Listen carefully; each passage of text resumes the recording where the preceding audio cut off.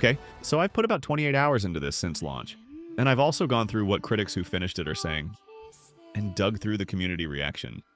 And honestly, I think this might be one of the actual surprise games of the year. Let me tell you why.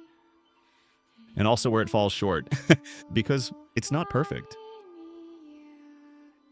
So, quick setup for anyone who has no idea what this is. This is Game Freak's first game that isn't Pokémon. Ever. In their entire history as a studio. That alone is kind of wild to sit with for a second. They've made a dark, post-apocalyptic action set in Japan in the year 4026. Thousands of years in the future, where nature and something called the Blight have basically swallowed civilization whole.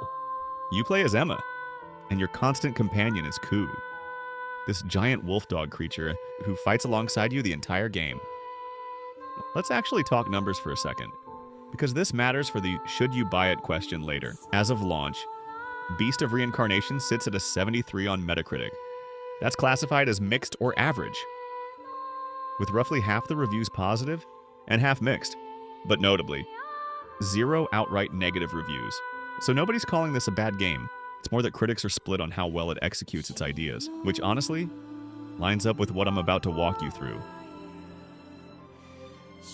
Let's talk combat first, because honestly, this is the best part of the game, by a wide margin, and it held up for me. The entire 28 hours, it's got that Sekiro DNA all over it.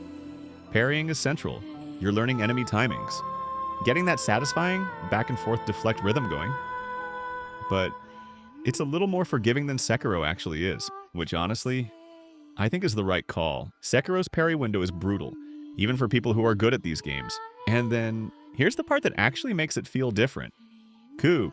Your parries and hits build up a resource. And when you've got enough, you can slow time down and command Ku to do something. Pounce. Use an ability, whatever fits the moment. Then jump right back into the fast combat. It's genuinely got a bit of that Expedition 33 feel to it. Where you're mixing real-time action with a tactical layer, that makes you actually think. Not just button mash. That combination is honestly really satisfying once it clicks. Now, the world and the story. This is where it gets more mixed, but stick with me because the good parts are genuinely good. The concept itself is really compelling. You've got this slow drip mystery about what actually happened to the world, what the Blight really is, who Emma is. It kind of gives me Last of Us 2 vibes, in the sense that you're dealing with this world-ending plague-like force, and following one character's very personal journey through the wreckage of it. If you like that kind of quiet character walking through a ruined world, uncovering the truth story, this scratches that itch. But, and this is a real but, the execution doesn't always match the ambition. Emma's deliberately written as pretty emotionless, which makes sense for story reasons, but it does make it a little harder to connect with her during the big dramatic moments. And the actual presentation of conversations is honestly a bit stiff, very static camera work. Characters turning their heads to deliver lines one at a time. You can kind of feel Game Freak's Pokémon background showing through there. And it doesn't always serve a story this dark and heavy as well as it should. The bigger structural issue, honestly, is repetition. And this is something I noticed myself well before I saw anyone else mention it. Once you're a handful of hours in, you start noticing every chapter follows basically the same shape. New area, explore. Fight the regional boss, get a story beat, repeat. And enemy variety runs out earlier than you'd want. Somewhere around my own halfway point, I was mostly refighting, variations of things I'd already seen. That's a real weakness, not a nitpick. And this is actually exactly what the community's been arguing about since launch. I saw a real pushback on this. People asking bluntly whether we're all just hitting Souls-like fatigue at this point, since there genuinely have been a lot of games in this exact structural mold recently.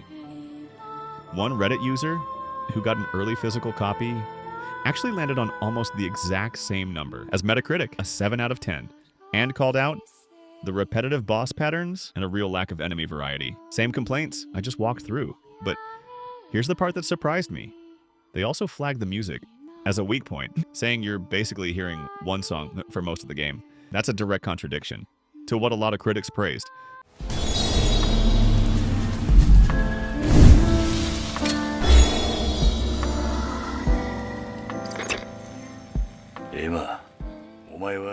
as one of the game's actual strengths.